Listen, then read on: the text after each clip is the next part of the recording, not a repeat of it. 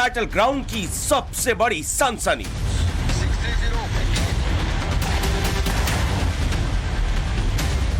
समंदर में भारत के जंग बहादुर।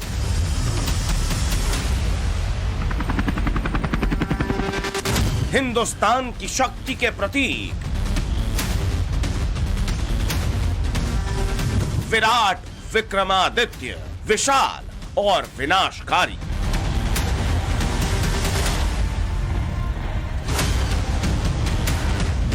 हिंदुस्तान के कर्ण अर्जुन।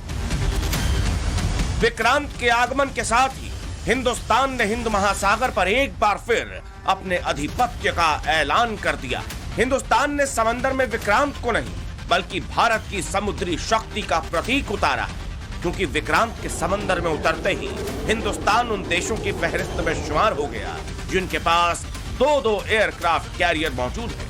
अब भारत समुद्री तटों की रक्षा करने के लिए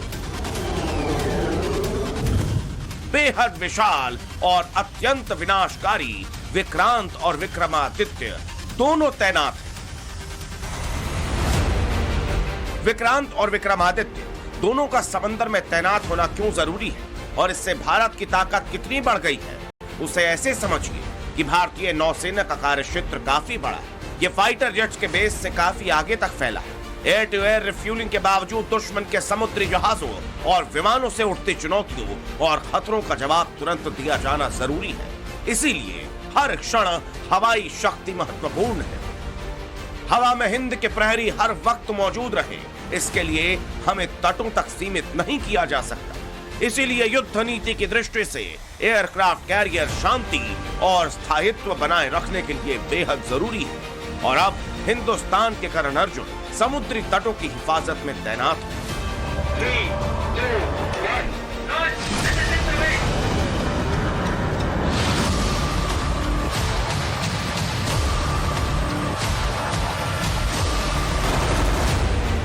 विक्रांत की लंबाई 262 मीटर है, वहीं विक्रमादित्य की 284 मीटर। ऊंचाई की बात करें तो विक्रांत 59 मीटर ऊंचा है, विक्रमादित्य 60 मीटर। विक्रांत की चौड़ाई 62 मीटर है, विक्रमादित्य की 60 मीटर। विक्रांत का वजन 43,000 टन है, विक्रमादित्य का 44,000 मीटर। आईएनएस विक्रांत की संचालन क्षमता है 7,500 समुद्री मील, वहीं विक्रमादित्य की 7,000 समुद्री मील। आईएनएस विक्रांत में क्रूज क्षमता 1700 की है, वहीं विक्रमादित्य की 1600। आईएनएस विक्रांत की फुल स्पीड है 28 नॉट्स, वहीं विक्रमादित्य की 30। आईएनएस विक्रांत पर 30 फाइटर जेट्स या हेलीकॉप्टर एक बार में ऑपरेट कर सकते हैं, वहीं विक्रमादित्य से 34। एक युद्धपोत से भी ज्यादा एक तैरता हुआ एयरफील्ड है, एक तैरता हुआ शहर है। इसमें जितनी बिजली पैदा होती है उससे 5,000 घरों को रोशन किया जा सकता है। इसका फ्लाइट डेक भी 2 फुटबॉल ग्राउंड के बराबर है। विक्रांत में जितने केबल्स और वायर्स इस्तेमाल हुए हैं वो कोची से शुरू हो तो काशी तक पहुंच सकते हैं। विक्रांत और विक्रमादित्य की ताकत कई मायनों में एक सी है, लेकिन विक्रांत की एक खासियत है, ये मेड इन इंडिया है। आईएनएस विक्रांत को बनाने के लिए फ्रांस स्थित आईफिल टावर के वजन से 4 गुना ज्यादा लोहा और स्टील का इस्तेमाल किया गया है, वो भी विशुद्ध हिंदुस्तानी। पूछिए मत, उनके छक्के जुड़े हुए हैं, उनकी हवा उतरी हुई है बिल्कुल। अब वो देख रहे हैं कि हिंदुस्तान जो कि ऐसा देश है जो आज से 75 साल पहले 75 इयर्स बैक हम लोग एक सेफ्टी पिन बनाने के हम काबिल नहीं थे।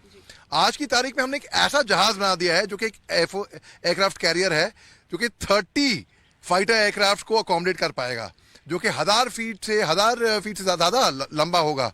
और आप देखिए इसमें 1700 सेलर्स की क्रू इसमें आ सकती है। अब आप देखिए 88 MW पावर ये जनरेट करता है और हर तरीके से ये जहाज जो है मतलब पहली मर्तबा ऐसा हुआ है कि हिंदुस्तान ने अपना इंडिजिनस अपना वेसल तैयार करी है। पहले विक्रमादित्य और अब आईएनएस विक्रांत की कामयाबी ने हमें दुनिया के उन चंद देशों की एलीट लिस्ट में शुमार कर दिया है जिसके पास स्वदेशी तकनीक से बने एयरक्राफ्ट कैरियर है। अमेरिका के पास 11 एयरक्राफ्ट कैरियर है, ब्रिटेन के पास 2, रूस के पास 1, फ्रांस के पास 1, चीन के पास 2 और अब भारत के पास भी 2 एयरक्राफ्ट कैरियर हो चुके हैं। आज भारत विश्व के उन देशों में शामिल हो गया है जो स्वदेशी तकनीक से इतने विशाल एयरक्राफ्ट कैरियर का निर्माण करता है। आज आईएनएस विक्रांत ने देश को एक नए विश्वास से भर दिया है। देश में एक नया भरोसा पैदा कर दिया है। आज विक्रांत को देखकर समंदर की ये लहरें आह्वान कर रही है, अमर्त्य वीर पुत्र हो, अमर्त्य वीर पुत्र हो, दृढ़ प्रतिज्ञ सोच लो, प्रशस्त पुण्य पंथ है, प्रशस्त पुण्य पंथ है, बढ़े चलो, बड़े चलो, बड़े चलो। अब आपको यह समझना होगा कि आखिर एयरक्राफ्ट कैरियर की जरूरत क्यों है। हमारे विशाल समुद्र तट विश्व के सबसे व्यस्त समुद्री व्यापार मार्गों में से एक है। हिंद महासागर क्षेत्र के रास्ते से विश्व का 80% समुद्री व्यापार होकर गुजरता है। इसके साथ साथ दुश्मन देश भी समंदर में खूब हलचल कर रहा है, जिससे निपटने के लिए एयरक्राफ्ट कैरियर मदद करते हैं।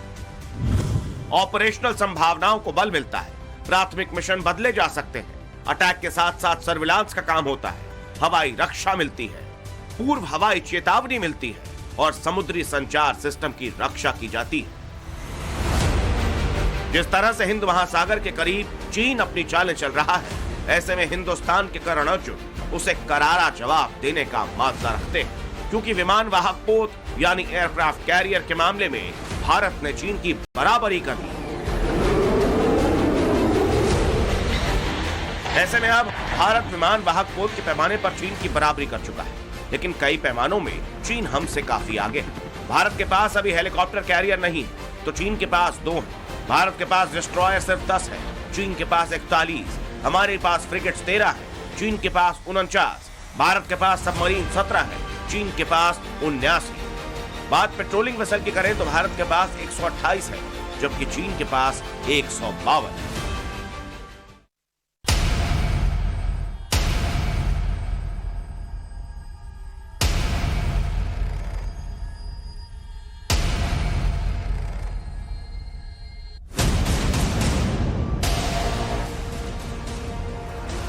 विक्रांत के साथ अब हम उन खास देशों के साथ खड़े हैं जो एयरक्राफ्ट कैरियर का निर्माण खुद कर सकते हैं। हमें अपनी क्षमता का भरपूर उपयोग करना चाहिए।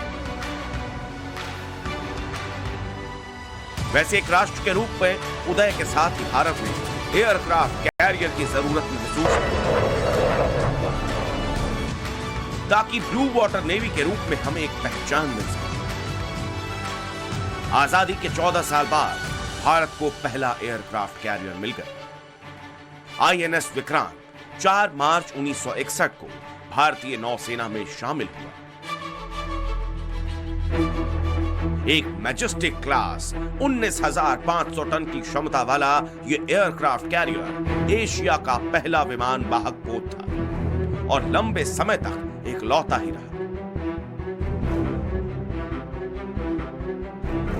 ब्रिटेन से खरीदे गए आईएनएस विक्रांत ने अहम भूमिका निभाई पाकिस्तान के साथ हुए 1971 के युद्ध में, जिसके बाद अस्तित्व में आया बांग्लादेश। इस कैरियर को तैनात किया गया बंगाल की खाड़ी में। इसके 2 हवाई दस्तों सी हॉक लड़ाकू जहाज और एलिजे सर्विलांस विमान का प्रयोग दुश्मन के बंदरगाहों और अन्य ठिकानों पर आक्रमण के लिए किया गया। आईएनएस विक्रांत ने 36 वर्षों तक देश की सेवा की।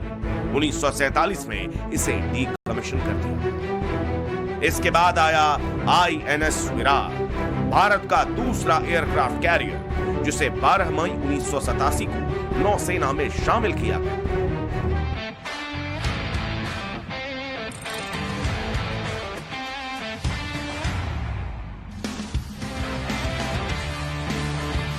विराट करीब 3 दशकों तक भारतीय नौसेना के प्रमुख सेवा में रहा और फिर आगमन हुआ INS विक्रमादित्य का।